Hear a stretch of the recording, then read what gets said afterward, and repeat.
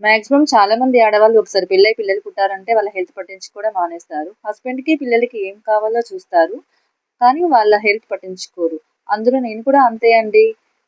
మన వరకి వచ్చేసరికి పెద్దగా ఇంట్రెస్ట్ పెట్టుకోము. కానీ మనం ఇక్కడ ఒక లాజిక్ మిస్ అవుతున్నామండి. మనం హెల్తీగా ఉంటేనే కదా వాళ్ళని ఇంకా బాగా చూసుకోగలం. ఏమంటారండి? నాకనిపించింది మీతో షేర్ చేసుకుంటున్నా.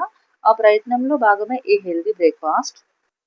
ఒక బౌల్‌లో చిన్నగా కట్ చేసి పెట్టుకున్న కీర, క్యారెట్, బీట్రూట్ ముక్కలను వేసుకున్నాను. ఆ తర్వాత స్ప్రౌటెడ్‌గా చేసుకున్న బొబ్బర్లు, శనగలు, పెసర్లు అండ్ కొన్ని మెంతులు కూడా ఇందులో యాడ్ చేసుకున్నాను.